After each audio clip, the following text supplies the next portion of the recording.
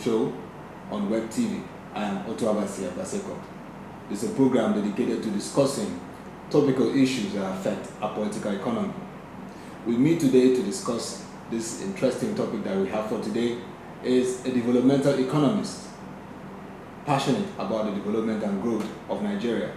He is architect Kola Ogunleye. Good to have you. Thank you very much. Today, we'll be looking at the recent gross domestic product GDP rebasing in Nigeria. Yesterday, the figures were released for the rebasing, which has not been done since 1990. The current figure puts rebased GDP at $510 billion, making it, by new analysis, the biggest economy in Africa. And so that will form our discourse for today. And architect Kola Ogunleye, I believe, is well prepared for us to go through this discourse and how this will affect the direction of our political economy. So it's good to have you, sir. Yeah, thank you very much. I'm glad to be on your program, on your show. Okay. Now, it is clear Nigeria has rebased its gross domestic product, and the difference with 1990 was that it did not capture the sectors today that we see, like the telecommunications and the various sectors like the entertainment sector, which have now added up to the equation. So first, we'd like to understand what rebasing is and how important it is for an economy. Yeah, thank you very much. First of all, rebasing GDP. So what is GDP? The GDP is a total figure for the expenditure or income of an economy. It describes the size of an economy. They call it the value of the goods and services produced within an economy within a particular year relative to a particular base year. Because when we are talking about rebasing, we need to know what informed that activity itself that now resulted in the figure. So we need to start from the definition of GDP itself, which is the gross domestic product of an economy. So over time, what normally happens is that you quantify, you divide your economy into various sectors, and you compute what is it that they have added to the economy over a particular time. Then you develop, there are so many models for determining the GDP of a country, but the one that is most popular is the one that takes the government sector, the private sector, the consumer sector. So you take all the sector, they call it G plus I plus X minus M, which means that you have the government expenditure, you have the private sector expenditure, which is measured by investment. You also have your relationship with the external world, which measures the difference between your imports and your exports. And then you get a particular figure. Let us say the figure you get in the particular year is 500 naira. Let's put it that way. Let's say that's the size of your GDP for this year. If it increases to 550 next year, then you say you have a 10% growth rate, which is also important. But there is one key factor in the computation of GDP. You need to choose your base year. That is the year relative to which you have held prices constant. It is when you look at that figure relative to your base year, that is when you can say, over the period, this is what has happened to the economy. The economy has either grown or it has declined.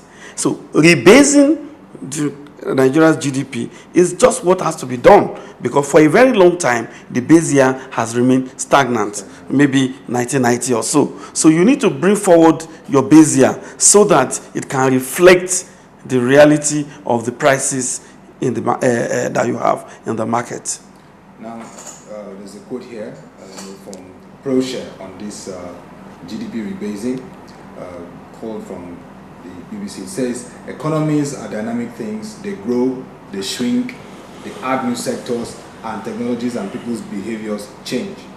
And that indeed explains the situation in Nigeria. But some economists and financial analysts says, even with this, it changes nothing.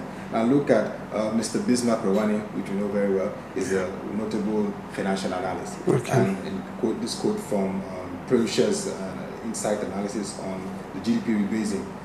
He said here that the Nigerian population is not better off tomorrow because of that announcement. It doesn't put more money in the bank, more food in their stomach, it changes nothing. And now there's this talk about per capita income, you know, how has it affected per capita income of the Nigerians? What do you have to say to this? Let me straight away say that while the whole idea of rebasing may do some good for the image of the government of the day, but what should concern us what concerns me as a developmental economist who is interested in Nigeria's development is what is the significance of the new figure for the man on the street. You know, we have talked about GDP growth in this country in the last 5, 6, 7, 8 years, that our GDP has been growing. In fact, Nigeria has been touted as one of the fastest growing economies in Africa, in sub-Saharan Africa. Now, this rebasing itself now has also moved the GDP, it has raised the value of the GDP. What does that mean to our development? What does that mean for job creation? What does that mean for poverty reduction?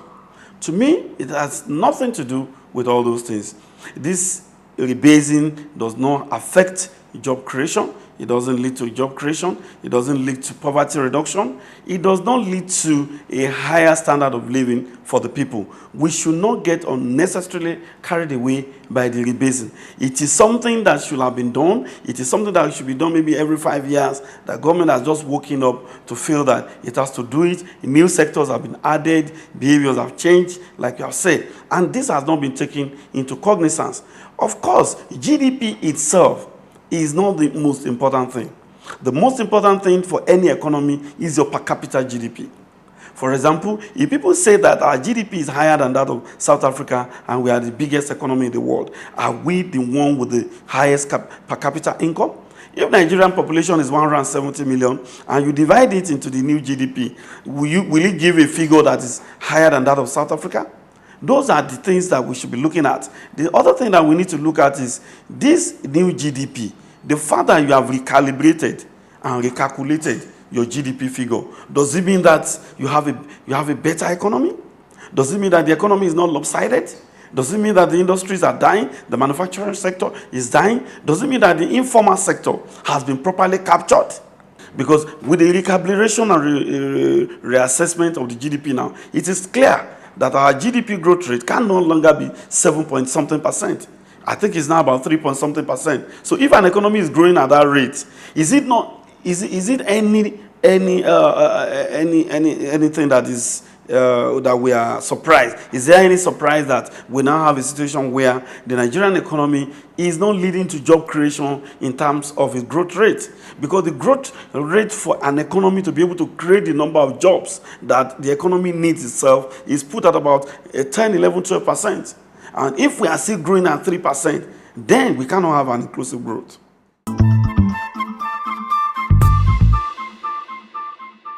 So far, the policies by this administration, do you see them as pragmatic in creating that enabler for inclusive growth and job creation? There are two key variables or monetary policy trusts. Two key policy trusts that we are looking at in terms of how an economy can create jobs. One of them is monetary policy regime. That is your interest, by the central bank, yes. Interest rate structure and all that. The other thing is the fiscal policy regime. That is the focus of government expenditures, taxes, and all of that. I'll take them one after the other.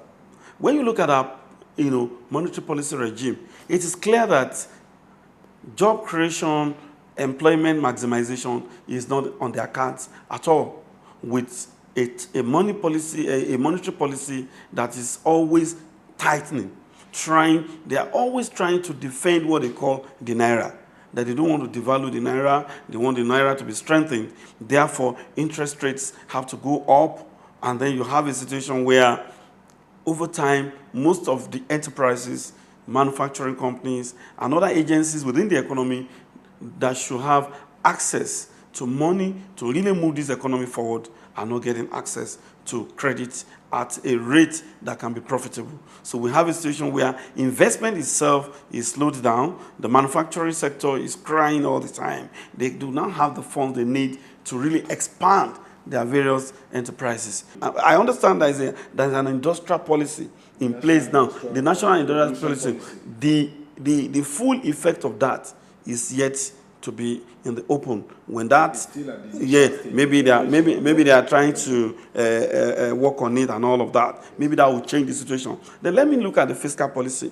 What NOI has been saying all along, that is the coordinating minister of economy, what she's been talking about is rebalancing the economy. There are areas you have to rebalance, reduce the deficit, and generally ensure that expenditure does not lead to inflation again. This is a situation that we need to watch carefully. You cannot rebalance an economy that is in this type of state. Government has to spend a lot of money on infrastructure.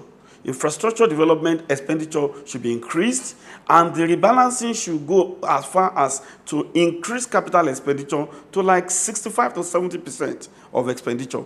That means that so many agencies that are not doing anything meaningful to this country should be scrapped. And that's also the job of the national legislature.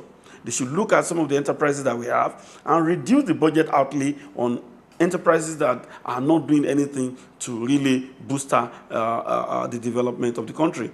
And then number 3 is the cost of running the government itself. These are all fiscal things. These are all expenditures that should be looked at. You are not going to have a situation whereby expenditure on running the government, expenditure on running the giant bureaucracy that is Abuja and the 36 states and all of that, and still have a situation where you said you are rebalancing your budget. That's not going to work. And those are the issues that are currently affecting the performance of the economy. Now let me now address a very important issue, and that is the issue of the growth rate of the economy.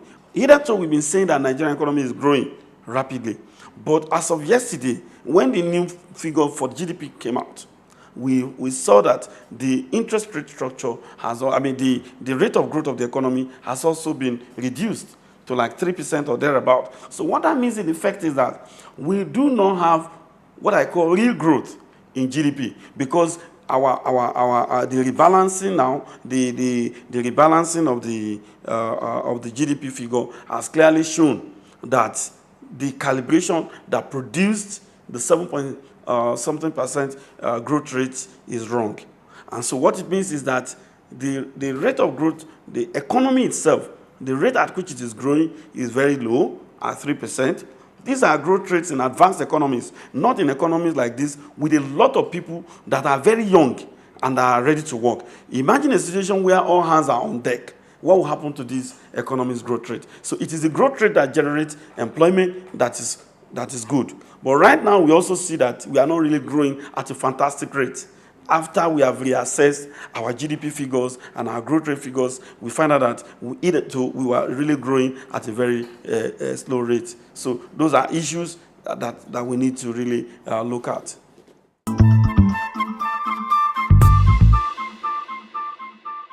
It's been wonderful having you, Architect Kola Ogunleye, on the show today, and we look forward to having more of you in subsequent editions.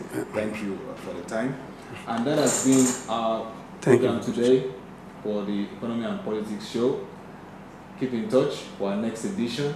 It's been Otoba Sebaseko from Web TV. Do have a nice day.